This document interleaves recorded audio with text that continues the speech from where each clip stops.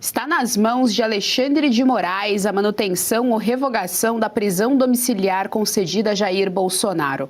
O prazo de 90 dias concedido ao ex-presidente pelo ministro do STF chega às últimas 24 horas. Episódio da arma apreendida em blitz, sob análise da PGR, pode selar decisão de Moraes. Assunto para a querida repórter Berenice Leite. Vamos então dar boa tarde. A Bere já está aqui no telão, vai trazer mais atualizações para a nossa audiência sobre esse caso da prisão domiciliar. Caso inédito, inclusive, na prisão domiciliar ali com prazo de validade do ex-presidente. Bere, seja muito bem-vinda. Boa tarde.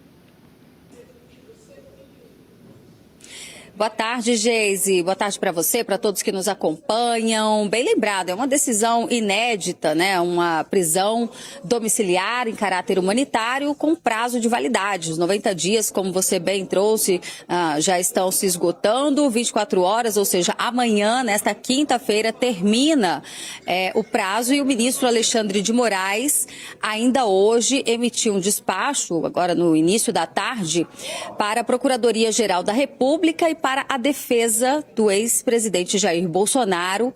Esse despacho está relacionado justamente ao depoimento que o ex-presidente concedeu no dia de ontem, lá mesmo na sua residência, aos policiais civis, o delegado e agentes da Polícia Civil estiveram lá para acolher, então, nessa oitiva, o motivo, como vocês já sabem, a blitz que acabou apreendendo uma arma registrada no nome do ex-presidente Jair Bolsonaro. Essa arma estava em posse de um segurança dele, do GSI, o Gabinete de Segurança Institucional.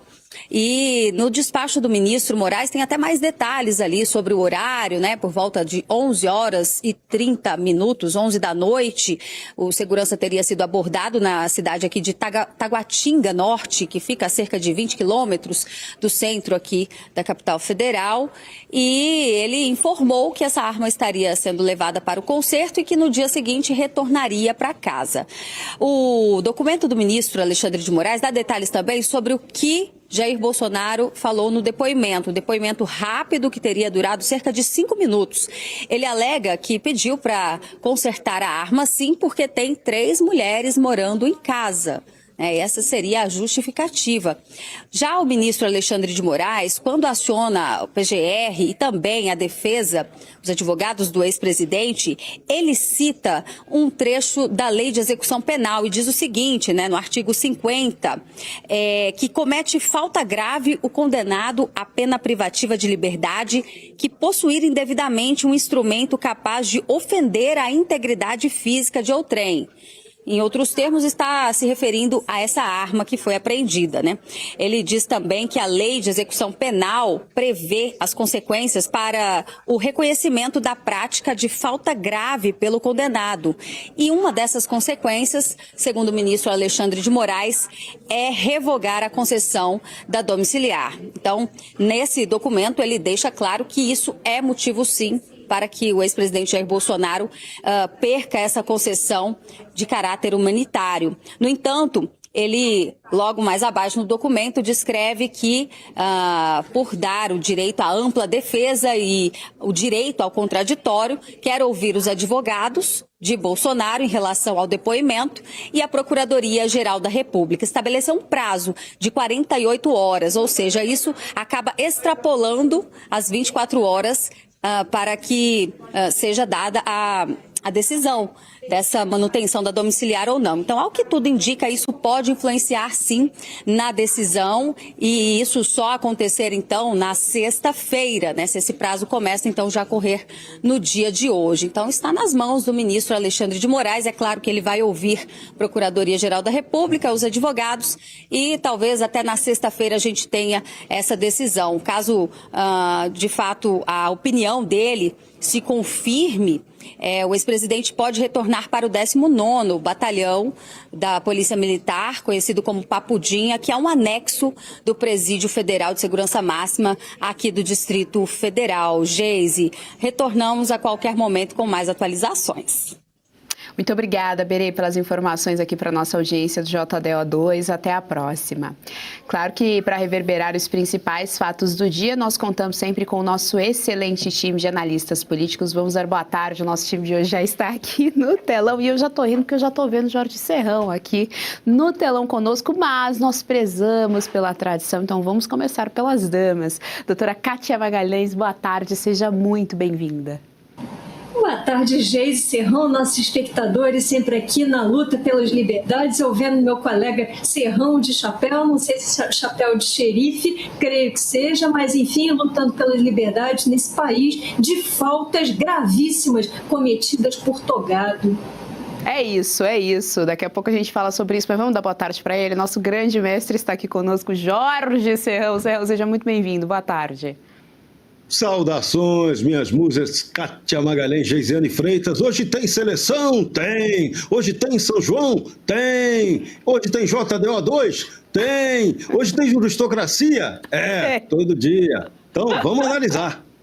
É isso, eu tô no clima, hein? Tô no clima já da seleção aqui. O meu look é em homenagem à seleção. Doutora Kátia, vamos lá, vamos começar aqui com essa questão da domiciliar. Bom, domiciliar com prazo de validade, algo realmente impressionante.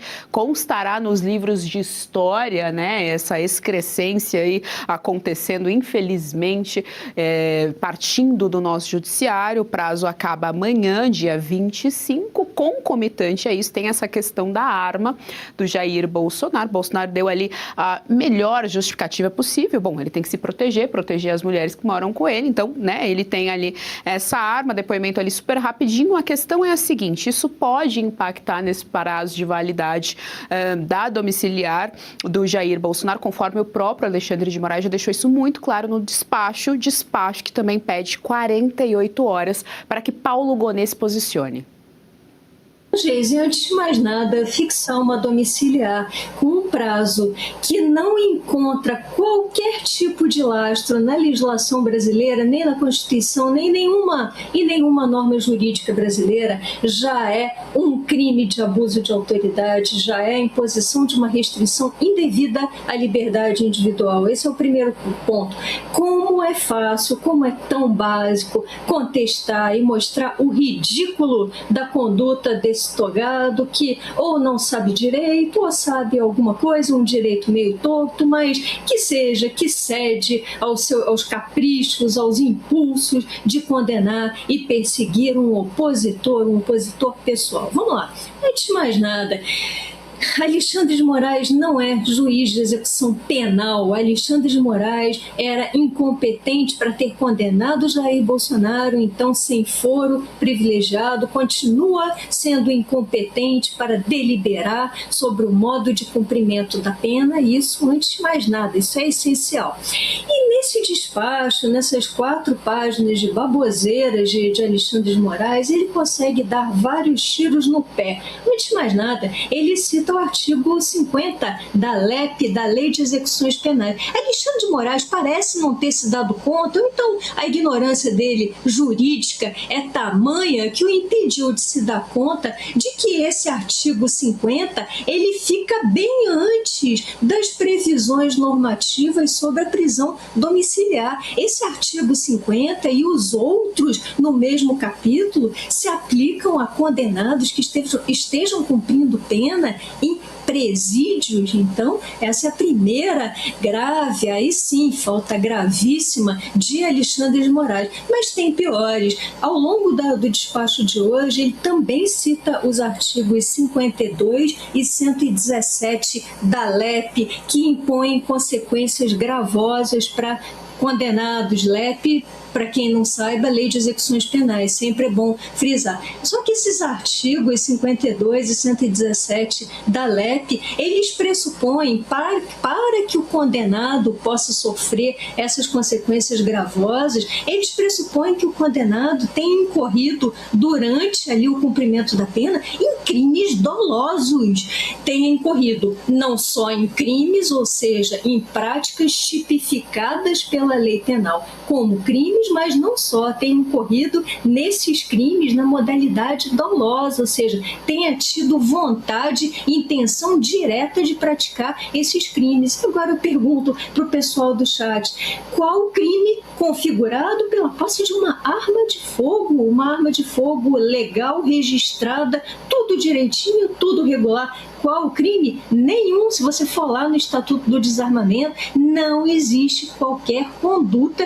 tipificada aí para punir a prática de Jair Bolsonaro de manter uma arma em casa.